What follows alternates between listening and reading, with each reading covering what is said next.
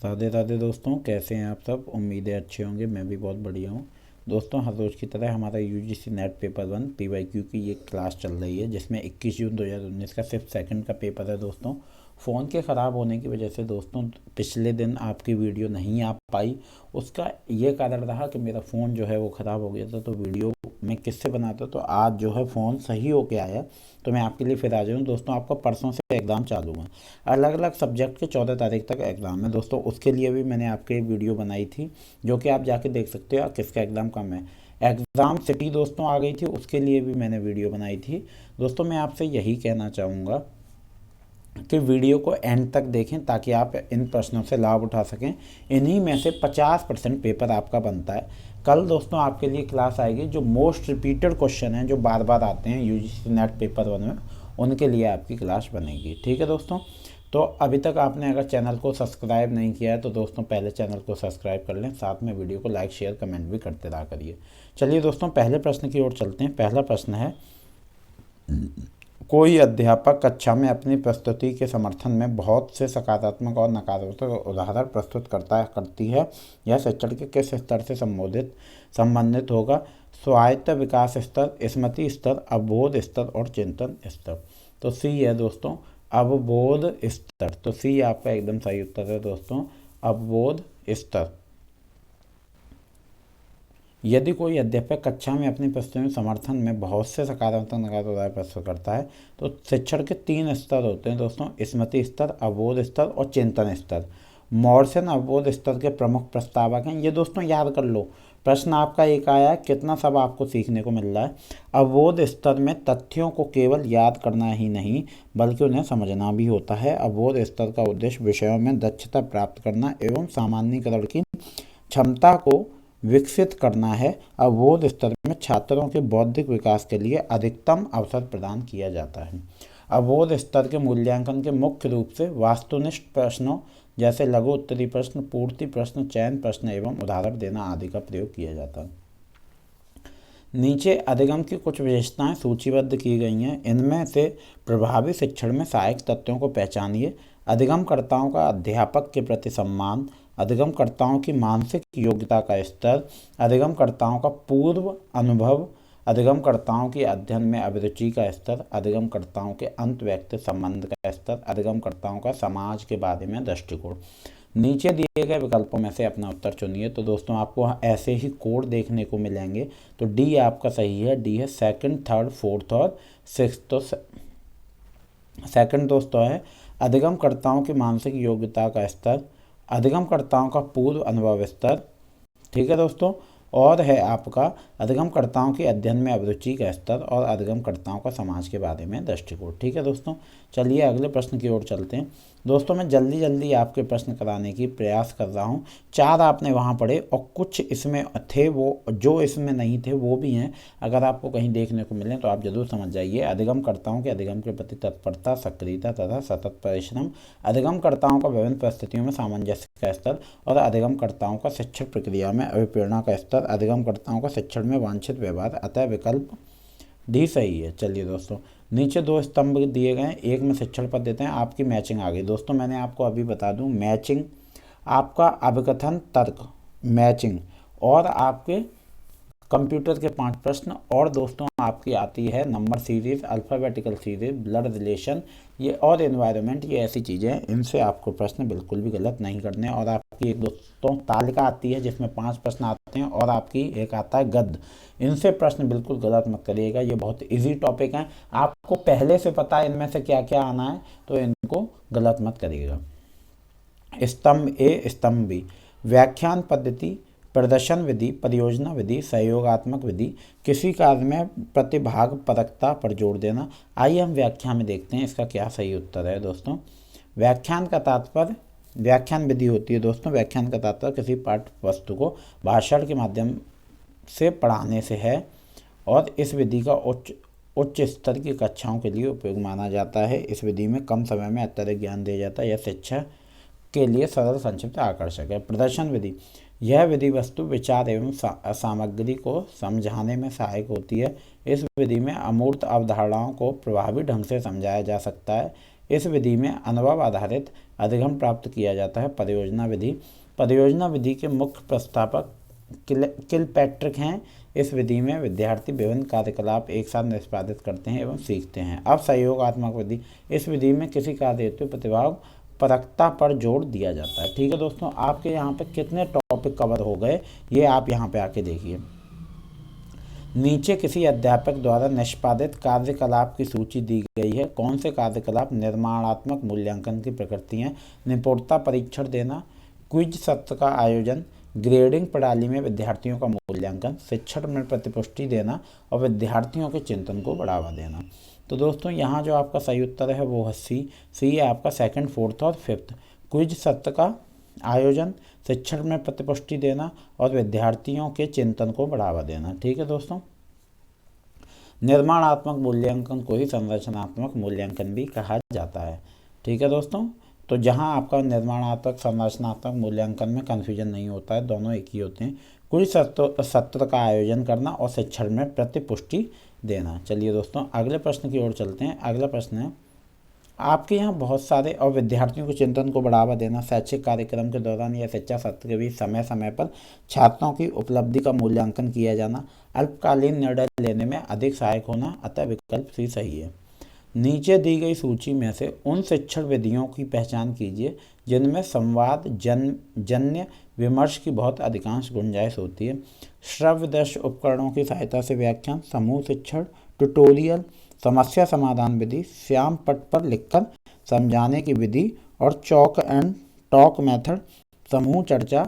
अपना उत्तर विकल्प में से चुनिए। तो दोस्तों आपको हमेशा कोड ही मिलेंगे, तो बी आपका सही उत्तर है, थर्ड, फोर्थ और सिक्स। तो थर्ड क्या है? ट्यूटोरियल, फोर्थ है समस्या समाधान विधि और आपका है सिक्स समूह चर्चा, ग्रुप डिस्कशन। ठीक है दोस्तों, संवाद जन्य विमर्श, दो या दो से अधिक लोगों के बीच एक लिखित या मौखिक वार्तालाप का संवाद जन्य विमर्श कहा जाता है। संवाद जन्य विमर्श की शिक्षण विधि में सम्मिलित ट्यूटोरियल, समस्या समाधान विधि, समूह चर्चा, ऑडियो वीडियो कॉन्फ्रेंसिंग, संगोष्ठी, अतः विकल्प यह आपका सही उत्तर है। शोध प्रबंध पर शोध निर्देशक द्वारा प्रमाणन शोध निर्देशक को ख्याति और प्रसिद्धि देता है, प्रणाली में आने वाली विभिन्न अड़चनों को दूर करता है, शोधार्थी के शोध कार्य को महत्व देता है, शोध कार्य की मौलिकता सुनिश्चित करता है। तो डी आपका सही उत्तर है, शोध कार्य की मौलिकता सुनिश्चित करता है। वह दस्तावेज जो किसी शोधार्थी द्वारा दिए गए शोध के विधिवत प्रस्तुत करता है शोध प्रबंधन कहलाता है।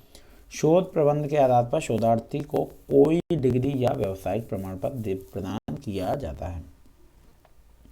शोध प्रबंध पर शोध निर्देशन के द्वारा प्रमाणन के लिए शोध कार्य की मौलिकता को सुनिश्चित करता है, अतः विकल्प डी सही है। चलिए दोस्तों अगले प्रश्न की ओर चलते हैं। अगला प्रश्न है, शोध के सैद्धांतिक परिप्रेक्ष्य में विविध चरों की पहचान तथा तार्किक औचित्य स्थानोपरांत अगला चरण है सर्वेक्षण करना, परिकल्पना निर्माण, समूह चर्चा पर बल देना, किसी अनुसंधान में प्रयोग करना।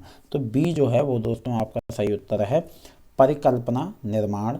शोध के सैद्धांतिक परिप्रेक्ष्य में विविध चरों की पहचान तथा तार्किक औचित्य स्थानोपरांत अगला चरण परिकल्पना निर्माण है। परिकल्पना शब्द से तात्पर्य सामान्य से कम स्थापित या प्रमाणित प्रस्ताव कथन या प्रतिलिपि से है। दूसरे शब्दों में परिकल्पना सुझाया गया तत्कालिक कथन होता है जो पुष्टि होने पर सिद्धांत के रूप में परिवर्तित हो जाता है। कर्लिंगर के अनुसार परिकल्पना दो या दो से अधिक चरों के मध्य संबंध में अनुमानात्मक कथन होता है। अच्छी परिकल्पना की विशेषताएं, शोध परिकल्पना में संप्रत्यात्मक स्पष्टि होनी चाहिए। शोध परिकल्पना में परीक्षणीय सत्य या असत्य की जांच की जा सके होनी चाहिए। शोध परिकल्पना के द्वारा समस्या का पर्याप्त समाधान होना अति आवश्यक है। शोध परिकल्पना में तार्किक व्यापकता होनी चाहिए। शोध परिकल्पना में संगतता, विशिष्टता और सरलता होनी चाहिए। शोध परिकल्पना मुख्य तीन प्रकार की होती हैं, सकारात्मक परिकल्पना, नकारात्मक परिकल्पना और शून्य परिकल्पना। शोध की किस अवस्था में शोध पत्र के लिए सूचनाओं की श्रेणियों के विनिर्दिष्टीकरण तथा संगठन के आधार पर एक प्रकार्यात्मक शोध प्रबंध की रचना होती है। शोध अभिकल्पना निर्माण, साहित्य की समीक्षा और प्रदत्त विश्लेषण। तो सी जो है दोस्तों साहित्य की समीक्षा।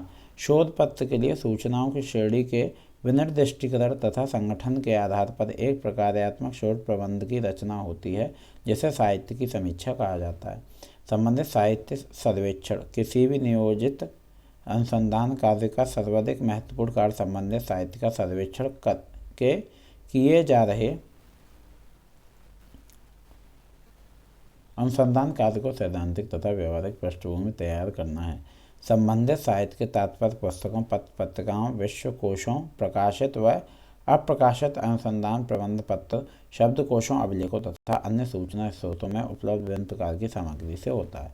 साहित्य सर्वेक्षण का महत्व। अनुसंधान कार्यों में साहित्य सर्वेक्षण की समीक्षा करने की आवश्यकता स्वयं सिद्ध है। साहित्य सर्वेक्षण के द्वारा ही समस्या को मौलिक तथा अद्वितीय बनाया जा सकता है। साहित्य सर्वेक्षण अनुसंधान की एक उपयुक्त रूपरेखा तैयार करने में मदद करता है।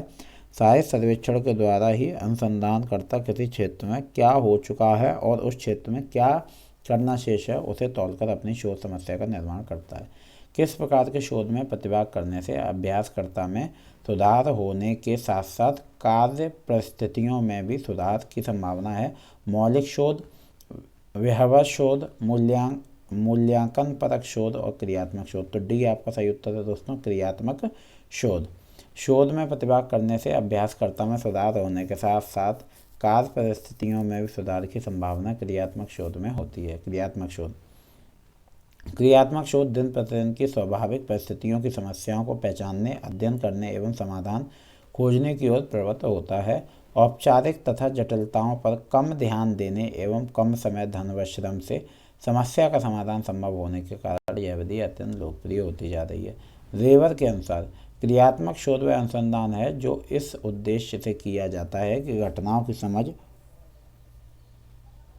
प्राप्त की जाए जिससे वास्तविक विश्व समस्याओं का व्यवहारिक उपयोग एवं समाधान हो सके। क्रियात्मक अनुसंधान की प्रक्रिया के चरण। समस्या की पहचान तथा सीमांकन, समस्या के कारणों का विश्लेषण, क्रियात्मक परिकल्पना की रचना, क्रियात्मक अभिकल्प का निर्माण और परिणामों का मूल्यांकन। अगला प्रश्न है दोस्तों, संदर्भ में निम्नलिखित में से किस उद्देश्य की पूर्ति होती है? तो दोस्तों दी गई विषय वस्तु की प्रमाणिक बनाना, दोस्तों यही सही उत्तर है। सूचपत्रक निर्णय शोध के अलंकृत करना बड़ी उपलब्धि को प्रदर्शित करता है। ठीक है दोस्तों, चलिए अगले प्रश्न की ओर चलते हैं। आपका गद्यांश दोस्तों यहाँ से शुरू हो गया। इसके 5 प्रश्न होंगे। इस गद्यांश में आपको बड़े हिसाब से इसे पढ़ना है, बड़े आराम से पढ़ना है, समय ज़्यादा भी नहीं लेना है, एक बार में आपके उत्तर निकल आए और इसका अर्थ भी समझिएगा ताकि वो आपको इसका शीर्षक रखने को कहेगा, आप इसका टाइटल वो आप रख सको या वो इसका अर्थ पूछेगा वो आप बता सको। सभी महान चिंतक विचार के उच्च धरातल पर रहते हैं, वे वहीं उन्मुक्त होकर सांस ले सकते हैं। वे अपने स्वयं के सदस्य भावना वाले व्यक्तियों के साथ ही सादृश्यता से रह सकते हैं और शांति प्राप्त कर सकते हैं जो आदर्श संगति से उत्पन्न होता है। सभी महान चिंतकों का अध्ययन मानवीय चिंतन के शीर्ष पर होना चाहिए। चलिए दोस्तों अगले प्रश्न की ओर चलते हैं। इनके जो प्रश्न हैं उनकी ओर चलते हैं। जो प्रश्न है दोस्तों वो है, महान चिंतक किस अवस्था में जीवन व्यतीत कर संतुष्ट रहते हैं? तो बी आपका सही उत्तर है, असाधारण प्रशांति में, उदात्त चिंतन में रहकर।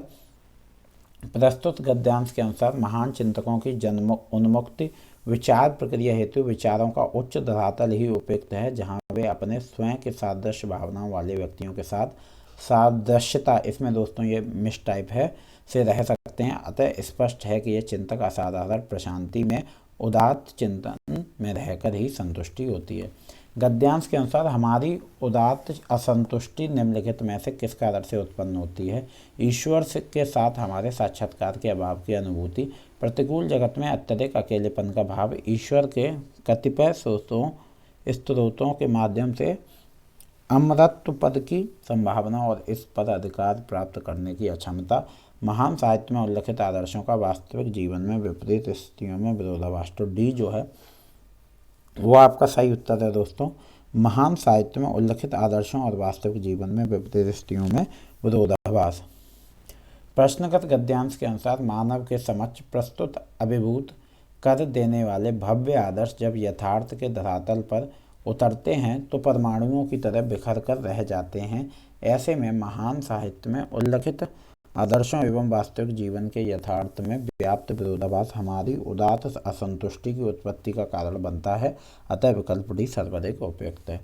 बेकन की उदार शिक्षा है, उदारता का आदर्श फंतासी मानव को अपने प्रारब्ध पर पश्चाताप करने योग्य बनाने में अभिकारक, दैनिक जीवन की जटिलताओं से संपर्क, उत्कृष्टता के प्राचीन आदर्शों के समतुल्य। तो सी आपका सही उत्तर है दोस्तों, दैनिक जीवन की जटिलताओं से संपर्क। चलिए दोस्तों अगले प्रश्न की ओर चलते हैं। अगला प्रश्न है, अमरत्व एक महत्वपूर्ण विचार है जिसकी निरंतर खोज की जा रही है। साधारण यात्रियों के द्वारा, महान चिंतकों द्वारा, चिंतकों की समझ प्रकट होने वाले देवताओं द्वारा और वैज्ञानिकों द्वारा। तो बी आपका सही उत्तर है दोस्तों, महान चिंतकों द्वारा। प्रस्तुत गद्यांश के अनुसार अमरत्व मानव की लघुता एवं आत्मा की महानता जैसे गुण प्रकृति के विषय आम जनता की प्राथमिकता से बाहर होते हैं। चलिए दोस्तों अगला प्रश्न है, महान चिंतकों को एकांत क्यों पसंद है? बहुत ही अच्छा प्रश्न है दोस्तों। चलिए, तो अमर प्राणियों की संगति में, आदर्श स्थिति की तलाश में रहने के लिए, शांति में जीवन व्यतीत करने के लिए, क्योंकि वे मानव मात्र से घृणा करते हैं, क्योंकि वास्तविक जगत के विषय उनके लिए अस्वास्थ्यकर हैं। तो आपका ए जो है वो दोस्तों सही उत्तर है, अमर प्राणियों की संगति में, आदर्श स्थिति की तलाश में रहने के लिए। ये आपका सही उत्तर है। संचार में सूचना देने, आश्वस्त करने और गलत सूचना देने की क्षमता होती है। आर है, प्रचार आश्वासन के लिए सत्य और असत्य के बीच में सूक्ष्म अंतर को समाप्त कर देता है। नीचे दिए गए उत्तर को चुनिए। तो आपका दोस्तों इसमें जो सही उत्तर है वो आपको एक और बात बता दूं दोस्तों, अभिकथन और तर्क के ऑप्शन हमेशा सेम रहते हैं। तो आपका जो सही उत्तर है दोस्तों वो आप यहाँ से समझिए कि ए और आर दोनों सही हैं, आधे की सही व्याख्या है, यही सही है। ये हमेशा ऐसे ही रहते हैं, ए और आर दोनों सही हैं, आधे की सही व्याख्या नहीं है, ऐसे ही। सेकंड, ए सही है किंतु आर गलत है, ए गलत है किंतु आर सही है। ऑप्शन हमेशा ऐसे ही रहते हैं दोस्तों। इसका जो सही उत्तर है वो है ए। आइए चलिए अगले प्रश्न की ओर चलते हैं। अगला प्रश्न है, कक्षा में प्रभावी संचार का मौलिक सिद्धांत यह है कि व्यक्ति को निजी को श्रोता के अनुकूल बनाना चाहिए। कौन सा विकल्प रिक्त स्थान की जगह लेगा? तो दोस्तों आपका जो बालाघात, भार स्वरूप, संदेश और दृढ़ व्यवहार। तो सी आपका सही उत्तर है दोस्तों, संदेश। प्रभावी संचार का मौलिक सिद्धांत निजी संदेश को श्रोता के हेतु अनुकूल बनाना चाहिए। तो दोस्तों यहाँ हम पढ़ते हैं, संचारक रूप से निम्नलिखित बातें ध्यान में रखते हैं। संदेश की विषय वस्तु, संदेश की विवेचना, संदेश का माध्यम, संदेश प्राप्त करने वाला श्रोता। कक्षा में प्रभावी संचार का मुख्य तत्व है निष्क्रियता, नकारात्मकता, विचलन, पक्ष समर्थन। तो डी जो दोस्तों आपका सही उत्तर है वो है पक्ष समर्थन। अधिगम की प्राप्ति हेतु कक्षा शिक्षण एवं प्रमुख उपागम है। कक्षा में प्रभावी संचार का मुख्य तत्व पक्ष समर्थन होता है। इसके अंतर्गत शिक्षक एवं विद्यार्थी यथोचित तथ्यों एवं अवधारणाओं के माध्यम से समस्या से जुड़े विभिन्न पक्षों का विश्लेषण करते हुए अपने मत या पक्ष का समर्थन करते हैं। संचार प्रक्रिया में शारीरिक भाव भंगिमा निम्नलिखित में से किससे संबंधित है? संस्कृति, चलचित्र दर्शक, कक्षा की स्थिति और पढ़ाया गया विषय। तो ए है संस्कृति। ए आपका दोस्तों सही उत्तर है संस्कृति। चलिए दोस्तों अगले प्रश्न की ओर चलते हैं। अगला प्रश्न है, स्थानीय और आमने सामने संचार को क्या कहा जाता है? नैदानिक एकीकरण, प्रदर्शन एकीकरण, सामाजिक एकीकरण और स्थानिक एकीकरण। तो सी जो है वो दोस्तों आपका सही उत्तर है सामाजिक एकीकरण। स्थानीय और आमने सामने के संचार को सामाजिक एकीकरण कहा जाता है। संचार मानव समाज का एक अभिन्न अंग है। संचार मानव जीवन का वह केंद्र बिंदु है जिसके द्वारा मानव समाज के सामाजिक संबंधों का निर्माण होता है। स्थानीय या आमने सामने के संचार को समतली संचार भी कहा जाता है। जब दो समान स्तरीय व्यक्तियों के मध्य विचार विमर्श अथवा सूचनाओं व भावनाओं का आदान प्रदान होता है तो इसे समतल संचार कहते हैं। समतलीय संचार समान स्थिति संस्थागत साथियों के मध्य होता है। इससे कर्मचारियों को सामाजिक एवं भावनात्मक संबल मिलता है। समतलीय संचार मौखिक एवं लिखित दोनों हो सकते हैं। सही विकल्प चुनिए। कप और कॉफ़ी में जो संबंध है वही संबंध कटोरा और किसमें है दोस्तों? व्यंजन, सूप, चम्मच और भोजन। तो कप और कॉफ़ी में है दोस्तों वही कटोरा और सूप में होगा दोस्तों। चलिए, जिस प्रकार कप और कॉफ़ी में उसी प्रकार कटोरे और सूप पिया जाता है, अतः विकल्प भी सही है। किसी संख्या क्रम में छठी संख्या 32 और इसी कड़ी में प्रथम संख्या के बाद आने वाली प्रत्येक संख्या इसके ठीक पहले वाली संख्या से 4 कम है। इस श्रृंखला में तीसरी संख्या क्या है?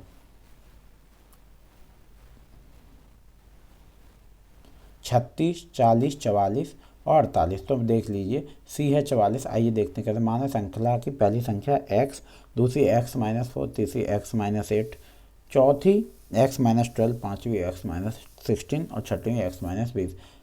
x-20 इज इक्वल टू 32, तो x इज इक्वल टू 52 हो गया। ठीक है, तो तीसरी संख्या x-8 इज इक्वल टू 52-8 44। देखिए दोस्तों, बहुत आसान तरीके से यहाँ प्रश्न हो गया। आप अगर उसको सही से पढ़ेंगे नहीं, उसकी लैंग्वेज भाषा को नहीं समझेंगे कि वो क्या कह रहा है, तो आप नहीं कर पाएंगे।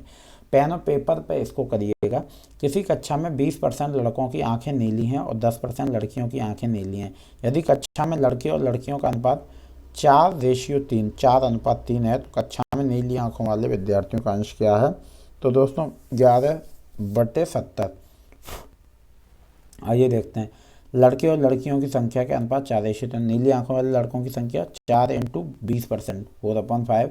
नीली आंखों वाली लड़कियों की संख्या 3 × 10%, 3/10। कुल नीली आंखों वालों की संख्या 4+5 + 3/10, 11/10। ठीक है दोस्तों, कुल विद्यार्थियों की संख्या 4 + 3 = 7। अभिष्ट विद्यार्थियों का अंक 11/10/7 = 11/10 × 7 = 11/70। आपका सही उत्तर। किसी नगर की जनसंख्या में एक वर्ष में 5% की वृद्धि हुई और अगले वर्ष जनसंख्या में 5% की गिरावट आई। ठीक है, किसी नगर की जनसंख्या में एक वर्ष में 5% की वृद्धि हुई और अगले वर्ष जनसंख्या में 5% की गिरावट आई। यदि दूसरे वर्ष के अंत में कुल आबादी 29,925 है, तो प्रथम वर्ष के आरंभ में कितनी जनसंख्या थी? 25,000, 30,000, 33,000, 36,000, तो है 30,000। माना प्रथम वर्ष जनसंख्या x, जैसे हमने अभी सॉल्व किया था बस वैसे ही कर देंगे दोस्तों। प्रथम वर्ष की जनसंख्या आपकी x हो गई, तो x × 105/100 × 95/100 29,925 और 29,925 × 100 × 100/105 × 95, ये हो गया आपका 30,000। किसी धनराशि कि 5% की दर से 4% का साधारण ब्याज 420 रुपये है। ठीक है दोस्तों, 5% की ब्याज लगी तो 4 साल में 420 रुपये हो गए। तो किस ब्याज दर पर उतनी धनराशि पर 2.5 वर्ष के पश्चात ब्याज की उतनी ही राशि प्राप्त की जाएगी? यहाँ हमें परसेंटेज निकालनी है, कितनी परसेंट पे हम दें। 5% पर 4 साल में 420 रुपये हो गए। अब वो कहता है कितनी परसेंट पे दें कि 2.5 साल में 420 रुपये हो जाएँ। तो दोस्तों आप यहाँ पे हम बात करेंगे तो हमारा जो सही उत्तर होगा 8%। मैंने यहाँ कुछ सॉल्व किया ना समझा। अगर 2 साल में कराता 420 रुपये तो 10% हो जाती। उसने 2.5 साल में कराया तो मैंने ऐसे ही तुक्का मारा 8%। और देखिए वो सही उत्तर है आपका सी, 8%। माना अभिष्ट दर। अब हम इसको लॉजिकल फॉर्मूले से समझ लेते हैं कि ये कैसे। माना अभिष्ट दर R%, मूलधन P रुपये। प्रश्नानुसार P × R, P × 5 × 4/100 = 400 रुपये, तो P = 2100 रुपये। तो पुनः प्रश्नानुसार 420 = 2100 × R × 5/100 × 2, तो 420 × 2। यहाँ सॉल्व कर दिया तो आपका 8% है।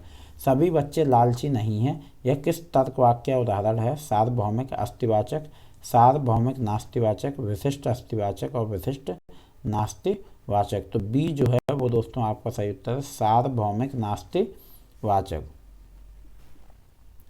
सभी बच्चे लालची नहीं हैं, यह तर्क सार्वभौमिक नास्तिवाचक का उदाहरण है। वस्तुतः नकारात्मक कथन सभी S, P नहीं है, जो कोई S, P नहीं है के समान है, वो एक श्रेणी से बनाया गया है। सभी S, P नहीं है। श्रेणीगत प्रस्ताव के 4 प्रकार होते हैं: सार्वभौमिक अस्तिवाचक A, सार्वभौमिक नास्तिवाचक E, विशिष्ट अस्तिवाचक I और विशिष्ट नास्तिवाचक O। वह तर्क जिसमें इस बात पर बल दिया जाता है कि उसमें प्राप्त निष्कर्ष अधिकारियों द्वारा पूर्ण समर्थित है, कहलाता है आपका सादृश्यपरक तर्क, आगमनात्मक तर्क और प्रदर्शक तर्क और निगमनात्मक तर्क। तो डी जो है आपका वो है निगमनात्मक तर्क। ठीक है दोस्तों, अगला प्रश्न है। किसी विद्यालय में 5 अध्यापक हैं। ए, बी दोनों हिंदी और अंग्रेजी का शिक्षण कर रहे हैं। सी और बी दोनों अंग्रेजी और भूगोल का शिक्षण कर रहे हैं। डी और ए दोनों पंजाबी और हिंदी का शिक्षण कर रहे हैं। ई और बी दोनों इतिहास और फ्रेंच का शिक्षण कर रहे हैं। इन अध्यापकों में से कौन अध्यापक अधिकतम विषय का शिक्षण कार्य कर रहा है? ए, बी, डी, सी और ई। तो बी जो है वो आपका सही उत्तर है दोस्तों, बी आपका सही उत्तर है। अध्यापक हिंदी, अंग्रेजी, भूगोल, पंजाबी, इतिहास, फ्रेंच। तो ए, बी, सी, डी, ई। तो यहाँ पे उन्होंने देखिए, यहाँ पे उन्होंने कैसे सही किया है, जो जो पढ़ा रहे हैं बस उस पर टिक कर लिया टेबल बना के। तो इस तालिका से स्पष्ट है कि बी अध्यापक अधिकतम 5 विषय का शिक्षण करता है। देखिए 1 2 3 4 5। तो बस यहाँ आप समझ लीजिए, ऐसे ही प्रश्नों को जब आप करेंगे पेन और पेपर लेके बड़े आराम से, तो आपके गलती होने के चांस ना के बराबर रह जाएंगे। चलिए दोस्तों, अगले प्रश्न की ओर चलते हैं। नीचे दिए गए उदाहरण पर विचार कीजिए। अब जमीन पर कोई खट जाड़ नहीं है। नीचे दिए गए विकल्प में से सही उत्तर चुनकर इस उदाहरण में अंतर्ग्रस्त ज्ञान प्रमाण के साधन की पहचान कीजिए। अनुपलब्धि, अर्थापत्ति, प्रत्यक्ष, अनुमान। तो ए जो है दोस्तों वो आपका सही उत्तर है, अनुपलब्धि आपका सही उत्तर है। अब जमीन पर कोई खट जाड़ नहीं है, इसमें अंतर्ग्रस्त ज्ञान प्रमाण के साधन अनुपलब्धि है। अनुपलब्धि प्रमाण को अभाव प्रमाण भी कहते हैं। प्रत्यक्ष आदि प्रमाणों के द्वारा जब किसी वस्तु का ज्ञान नहीं होता तो निष्कर्ष निकलता है कि वह वस्तु नहीं है। इस प्रकार उस वस्तु के अभाव का ज्ञान हमें होता है। इस अभाव का ज्ञान इंद्रिय, एक सेकंड दोस्तों, इस अभाव का ज्ञान इंद्रिय सन्निकर्ष आदि के द्वारा नहीं हो सकता। चलिए दोस्तों, अगला प्रश्न है। नीचे दिए गए तर्क पर विचार कीजिए। ध्वनि स्थायी है क्योंकि यह श्रव्य है। नीचे दिए गए विकल्पों में से भारतीय तर्क के आधार पर उपयुक्त तर्क में अंतर्ग्रस्त विभ्रम की पहचान कीजिए। तुच्छ तर्क विभ्रम, असंगत तर्क विभ्रम, विरोधाभासी तर्क विभ्रम और गलत अभिकथन विभ्रम। तो ए जो है वो दोस्तों आपका सही उत्तर है, तुच्छ तर्क विभ्रम। ध्वनि स्थायी है क्योंकि यह श्रव्य है। इसमें तुच्छ तर्क विभ्रम है। तुच्छ आपत्तियों को बाल विभाजन के रूप में भी जाना जाता है। तर्कशास्त्र के आधार पर उपयुक्त वाक्य में तुच्छ तर्क का हेत्वाभास पाया जा रहा है। हेत्वाभास उस अवस्था को कहते हैं जिसमें वास्तविक हेतु का अभाव होने पर या किसी वास्तविक असद हेतु के वर्तमान रहने पर भी वास्तविक हेतु का आभास मिलता है। निर्देश, निम्नलिखित तालिका जिसमें 6 शहर हैं ए से एफ। आपकी तालिका आगे इससे 5 प्रश्न होंगे। अगर आपने एक कर लिया ना, आप सारे कर लोगे। और ये बहुत ज़रूरी है, तालिका को बहुत ध्यान से समझें और पढ़ें, तभी आप प्रश्न कर पाओगे। जनसंख्या का प्रतिशत वितरण, पुरुष और महिला अनुपात और इन शहरों में वयस्क व्यक्तियों का प्रतिशत दर्शाया गया है। पर विचार कीजिए, इन 6 शहरों की कुल संख्या 24 लाख है। तालिका के अनुसार प्रश्न संख्या 31 से 35 के उत्तर दीजिए। ठीक है दोस्तों, शहरवार जनसंख्या, शहर दिए हैं ABCDEF और जनसंख्या दी है, पुरुष महिला की दी है और वयस्क दी है। डी शहर में पुरुष की कुल जनसंख्या है। ठीक है, अब आप डी शहर में जाइए। पुरुष की कुल जनसंख्या कितनी है? 2:3 अनुपात दिया है ना। तो हमें यहाँ कितनी निकालनी है? कुल जनसंख्या 1.88 लाख, 1.92 लाख, 1.96। तो कुल जनसंख्या कितनी है हमारी? टोटल कितनी दी है यहाँ जनसंख्या? देखिए 24 लाख। तो हमने यहाँ लिख दिया 24 लाख इंटू 20% इजक्वल टू कितना हो गया?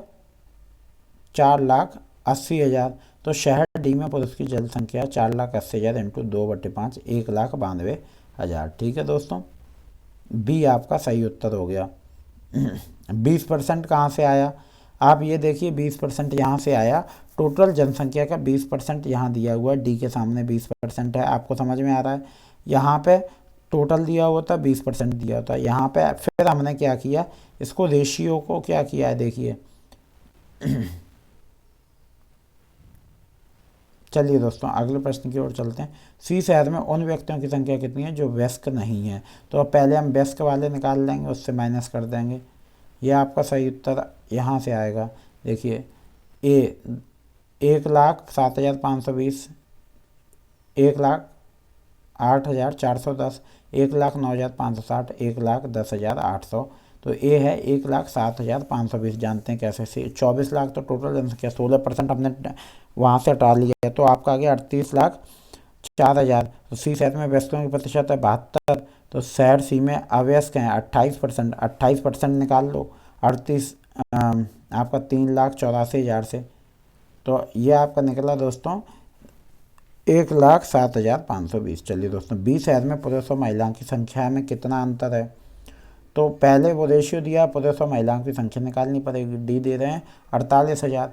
शहर बी की कुल जनसंख्या 24 लाख, 18%, तो 4,32,000। पुरुष और महिला का अनुपात 5 - 4 = 1। तो शहर में पुरुष और महिला की संख्या में अभिष्ट अंतर 4,32,000 इंटू 1/9 = 48,000। डी शहर में पुरुषों की कुल संख्या का कितना प्रतिशत ई शहर में वयस्क है 82.5%, 87.75%, 92.5% और 93.75%। तो डी जो है दोस्तों वो आपका सही उत्तर है डी। तो डी का आपका उत्तर हो गया 93.75%। और यहाँ से फिर वो टोटल हमें दिया है 20% निकाल दिया 4,80,000। डी में पुरुषों की कुल संख्या निकाल ली 1,92,000 जो हम पहले निकाल चुके हैं। शहर ई की निकाल लो, तो शहर ई की निकाल ली 1,80,000। तो इनका जो है हमने परसेंटेज में देखा तो 93.75%। एफ शहर में कितने व्यक्ति वयस्क हैं, तो आपको वयस्क की वो दी हुई है परसेंटेज, बहुत आसान है दोस्तों ये तो। सी तो आपका है 2,34,000। शहर एफ की कुल संख्या ये है 15%, 3,60,000। अब एफ में वयस्क की प्रतिशत दी हुई है प्रतिशत, तो 3,60,000 की परसेंटेज निकालेंगे तो निकल आएगा 65%, निकालेंगे तो निकल आएगा 2,34,000। चलिए दोस्तों अगले प्रश्न की ओर चलते हैं। अगला प्रश्न है बजट निर्माण में आपको ऑटोमेटिक परिकलन करना पड़ता है, उसके लिए किस सॉफ्टवेयर का प्रयोग किया जाना चाहिए। दोस्तों ये आपका है कंप्यूटर का प्रश्न। तो ये है आपका स्प्रेडशीट। बजट निर्माण ऑटोमेटिक परिकलन हेतु स्प्रेडशीट सॉफ्टवेयर का प्रयोग किया जाता है। स्प्रेडशीट एक डिजिटल शीट होती है जिसमें आंकड़े एवं सूचना पंक्तियों और कॉलमों में व्यवस्थित होते हैं। स्प्रेडशीट की सबसे बड़ी विशेषता यह है कि यदि स्रोत के आंकड़ों में परिवर्तन हो जाता है तो यह स्वतः ही गणितीय सूत्रों के परिणाम की पुनः गणना कर लेती है। माइक्रोसॉफ्ट एक्सेल, गूगल शीट्स एवं iWorks नंबर्स आदि प्रमुख स्प्रेडशीट सॉफ्टवेयर हैं। IICT के संदर्भ में स्पैमिंग के बारे में कौन सा कथन सही है। स्पैमिंग बड़ी संख्या में श्रोताओं को अयाचित विज्ञापन संदेश भेजना या उन्हें ईमेल करना। स्पैमिंग चैट वार्ता में अनर्थन निरर्थक संवाद की पंक्तियां लिखकर भेजना है। स्पैमिंग एक संदेश को पोस्ट करता है जिसमें कोई आपत्तिजनक लेख अंतर्विष्ट है।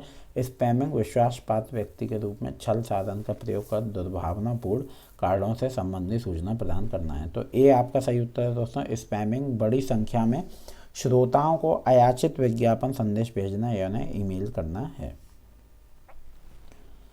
स्पैमिंग का अर्थ वाणिज्यिक लाभ हेतु बड़ी संख्या में प्राप्तकर्ताओं को अयाचित इनसॉलिसिटेड विज्ञापन संदेश भेजना है। ईमेल के माध्यम से भेजे जाने वाले स्पैमों की संख्या सर्वाधिक है, अतः विकल्प ए आपका सही उत्तर है। चलिए, ऐसा वायरस जिसे यूजर इंटरेक्शन के बिना ही एक कंप्यूटर से दूसरे कंप्यूटर में अंतरित किया जा सकता है, इसे क्या कहा जाता है, वो है आपका वर्म। कंप्यूटर वर्म एक प्रकार का मालवेयर है जो एक सिस्टम से दूसरे सिस्टम में खुद ही प्रतियां फैलाता है। चलिए दोस्तों अगला प्रश्न है आपका रैम का। दोस्तों प्रश्न आपका हर एक पेपर में आ रहा है, मैं काफ़ी बार ये करा चुका हूँ। चलिए, रैंडम एक्सेस मेमोरी रैम के बारे में निम्नलिखित में से कौन सा कथन सही है। रैम अपरिवर्तनीय है और कंप्यूटर सिस्टम में रैम की मात्रा से उसका कार्य निष्पादन प्रभावित नहीं होता है।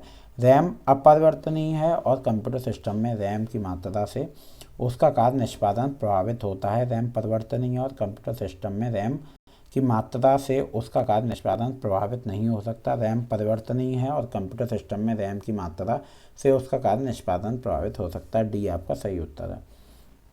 रैम रैंडम एक्सेस मेमोरी दोस्तों कभी कभार इसकी आपको फुल फॉर्म भी पूछ लेते हैं। परिवर्तनीय वोलेटाइल मेमोरी का उदाहरण है।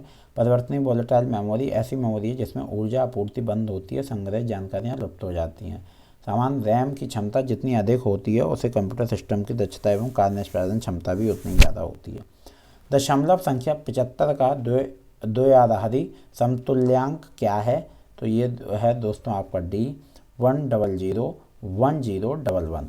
चलिए दोस्तों, चरण 1 से 75 को 2 से तब तक भाग दें जब तक भागफल 0 ना आ जाए। तो 75/2 37, 37/2 18, 2 और ये आपका 9, 2 से भाग दिया 18 का तो आपका आ गया 9, 2 से भाग दिया 37 का तो 18, 2 से भाग दिया 75 तो 0 आपका आया, कितने आया 9। चलिए आगे देखते हैं। जब 9 से भाग दिया, 4 से भाग दिया, वो 2 से भाग दिया 9 का 1 बच गया है ना, शेष आपको भाग देना तो आता है। 2 से भाग दिया 4 का 0, 2 से भाग दिया 2 का 0 और 2 से भाग दिया 1 का 1। तो चरण 2 के 2 नीचे से ऊपर की ओर शेषफल का सम्मिलित रूप सही वांछित उत्तर होगा। अब नीचे से ऊपर करो 100, 2 आ गए आपके 100 1 और फिर 011। ठीक है। भारत सरकार द्वारा वर्ष 2022 तक छत के ऊपर विद्युत के लिए ऊर्जा पैनल संस्थापन का निर्धारित लक्ष्य है। 40.0 गीगावाट, 50 गीगावाट, 60 गीगावाट और 100 गीगावाट। भारत सरकार द्वारा व्यवस्थित 175 गीगावाट नवीनीकरण ऊर्जा क्षमता प्राप्त करने का लक्ष्य है, जिसमें 100 गीगावाट सौर ऊर्जा, 60 गीगावाट पवन ऊर्जा, 10 गीगावाट जैव ऊर्जा एवं 5 gigawatt small hydro power plants को प्राप्त करने का उद्देश्य है।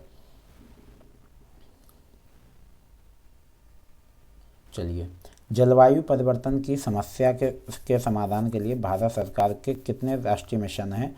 6, 8, 12, 7। तो दोस्तों ये तो आपको पता ही होगा, 8 जलवायु मिशन हैं।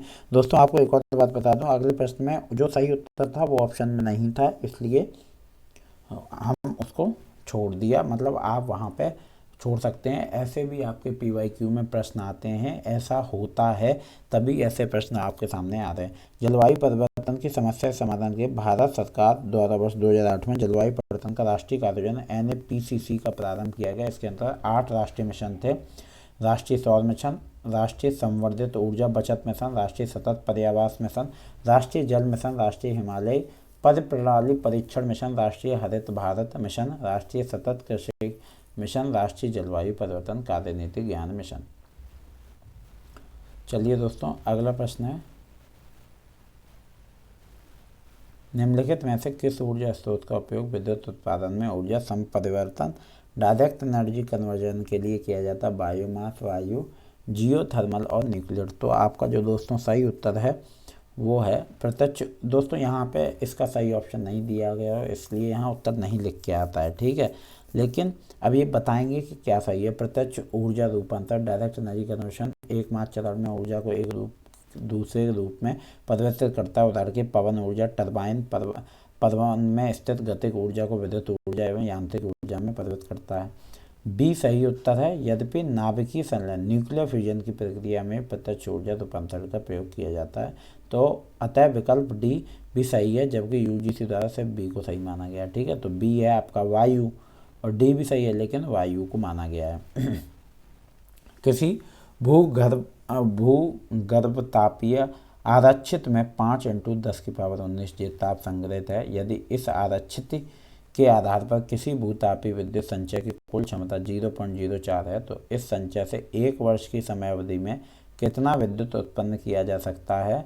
0.32 गीगावाट, 0.64 गीगावाट, 2.64 गीगावाट और 63.41 गीगावाट। तो डी आपका सही उत्तर है दोस्तों, 63.41 गीगावाट। किसी भूगर्भ तापीय आरक्षित में 5 × 10⁻19 J ताप संग्रहित है। चलिए, सोलर सेल निर्माण में व्यापक रूप से प्रयुक्त सामग्री है न्यूबिडियम, सिलिकॉन, निकेल, क्रोमियम। दोस्तों बहुत आसान है, इसका आंसर है सिलिकॉन। सोलर सेल निर्माण हेतु व्यापक रूप से सिलिकॉन का प्रयोग किया जाता है। लगभग 95% बेचे गए सोलर सेल सिलिकॉन से बने होते हैं। सिलिकॉन धरती पर दूसरा सबसे ज़्यादा पाए जाने वाला तत्व है। सिलिकॉन निर्मित सोलर सेल उच्च दक्षता, कम लागत एवं लंबे जीवन काल जैसे गुणों के लिए युक्त होते हैं। मूक वाला प्रश्न दोस्तों हर बार आपके आ रहा है, मैं पहले भी बहुत करा चुका हूँ। मुक्त और दूरस्थ अधिगम प्रोग्राम में मूक का समावेश न्यायोचित है न्यून लागत के आधार पर, अभिगम्यता के आधार पर, गति के आधार पर, नवाचार के आधार पर। तो बी आपका सही उत्तर है, अभिगम्यता के आधार पर। मूक मैसिव ओपन ऑनलाइन कोर्सेज। दोस्तों ये आप पहले भी पढ़ चुके हो। मूक पहली बार वर्ष 2008 में शुरू हुआ, जिसे वर्ष 2012 में अधिगम के साधन के रूप में व्यापक लोकप्रियता मिली। अतः विकल्प बी सही उत्तर है, क्योंकि दूरस्थ अधिगम प्रोग्राम में मूक के समावेश ने व्यापक अभिगम्यता सुनिश्चित की है। इग्नू द्वारा आरंभ किया गया ज्ञान दर्शन है। ये भी दोस्तों आपका पहले प्रश्न आ चुका है और बहुत आसान प्रश्न है दोस्तों। उपग्रह आधारित शैक्षिक टीवी चैनल। दोस्तों यही सही उत्तर है। शैक्षणिक FM रेडियो नेटवर्क, अकादमी नेटवर्क की वैश्विक पहल, ऑनलाइन पाठ्यक्रम। इग्नू द्वारा आरंभ किया गया ज्ञान दर्शन एक उपग्रह आधारित शैक्षिक टीवी चैनल है। यह शिक्षा मंत्रालय, सूचना प्रसारण मंत्रालय, प्रसार भारती एवं इसरो की संयुक्त पहल है, जिसके कार्यान्वयन हेतु इग्नू नोडल एजेंसी है। ज्ञानवाणी भी इग्नू द्वारा संचालित शैक्षणिक FM रेडियो नेटवर्क है। ज्ञानधारा इग्नू द्वारा संचालित इंटरनेट आधारित ऑडियो काउंसलिंग सर्विसेज है। विश्वविद्यालय अनुदान आयोग की स्थापना किस अधिनियम के अधीन हुई थी? दोस्तों ये प्रश्न भी आपका बार बार आ चुका है और दोस्तों ये बहुत आसान प्रश्न है। विश्वविद्यालय अनुदान आयोग यूजीसी यूनिवर्सिटी ग्रांट कमीशन 1956। दोस्तों यही आपका सही उत्तर है। विश्वविद्यालय अनुदान आयोग अधिनियम 1959, विश्वविद्यालय अनुदान आयोग अधिनियम 1944 और विश्वविद्यालय अनुदान आयोग अधिनियम 1968। चलिए दोस्तों, विश्वविद्यालय अनुदान आयोग की स्थापना 1952 में हुई। 28 दिसंबर 1953 को तत्कालीन शिक्षा मंत्री अबुल कलाम आज़ाद ने इसका औपचारिक उद्घाटन किया। इसे भारत सरकार के विश्वविद्यालय अनुदान आयोग अधिनियम 1956 द्वारा वैधानिक दर्जा प्रदान किया गया। इसका मुख्यालय नई दिल्ली व 6 क्षेत्रीय केंद्र पुणे, भोपाल, कोलकाता, हैदराबाद, गुवाहाटी एवं बेंगलुरु में स्थित है। शिक्षा और संबंध क्षेत्रों में विभिन्न विश्वविद्यालयों के मध्य सहयोग को बढ़ावा देने के लिए अतः विश्वविद्यालय बोर्ड के बंद होने के फलस्वरूप निम्नलिखित में से किस संस्था की स्थापना की गई? एसोसिएशन ऑफ सेंट्रल यूनिवर्सिटीज, विश्वविद्यालय अनुदान आयोग, IIAS Shimla, association of Indian universities. तो दोस्तों इसकी की गई थी एसोसिएशन ऑफ इंडियन यूनिवर्सिटीज। दोस्तों ये प्रश्न मैं अपने जीके की क्लास में भी करा चुका हूँ, जो कि आपने अगर देखी होगी तो पढ़ा होगा, नहीं देखी होगी दोस्तों तो आप जाके सारी प्लेलिस्ट चेक कर सकते हैं। अगर आप यही वीडियो देख रहे हैं तो दोस्तों लगभग 25 क्लासेस में आपके लिए डाल चुका हूँ। वर्ष 1967 में इसे विधिक दर्जा दिया गया एवं वर्ष 1973 में इसका नाम बदलकर एसोसिएशन ऑफ इंडियन यूनिवर्सिटीज कर दिया गया। तय विकल्प डी सही उत्तर है। भारत सरकार द्वारा शुरू किए गए स्वयं का अनुदेशात्मक विकल्प क्या है? दोस्तों ये प्रश्न भी लगभग हर एक PYQ के सेट में आया है, हर ईयर में, 21 में, 19 में, आपकी हर साल ये आ रहा है, तो इसको जरूर एक बार करिए। ई ट्यूटोरियल, ई कंटेंट, आकलन, विमर्श मंच, कक्षा का शिक्षण। तो दोस्तों जो सही उत्तर है वो है आपका C 1 2 3 4। स्वयं भारत सरकार द्वारा शुरू किया गया ऑनलाइन एजुकेशनल पोर्टल है। 1 2 3 4 जान लेते हैं। ई ट्यूटोरियल, ई कंटेंट, आकलन और विमर्श मंच। स्वयं के अनुदेशात्मक विकल्प है ई ट्यूटोरियल, आपको मैंने बता दिए। दोस्तों यहाँ आपकी क्लास, ये आज की क्लास ख़त्म हुई, अभी आपको एक और क्लास मिलेगी और कल दोस्तों मैं आपके लिए लेके आऊँगा बार बार रिपीट होने वाले प्रश्न की क्लास, उसे ज़रूर देखिएगा दोस्तों, वो क्लास आपको मिलेगी। और आपका पेपर जिस तारीख को है मुझे कमेंट करके बताइएगा ताकि मैं उस हिसाब से डाल सकूं। और दोस्तों पेपर 2 पॉलिटिकल साइंस की 11 तारीख को पेपर है, तब तक मैं आपकी सारी क्लासेस करा दूंगा, 2 साल के PYQ करा दूंगा। दोस्तों उम्मीद है कि आपने चैनल सब्सक्राइब कर लिया होगा और उम्मीद है वीडियो आपको अच्छी लगी होगी। मिलते हैं अगले वीडियो में। राधे राधे, धन्यवाद।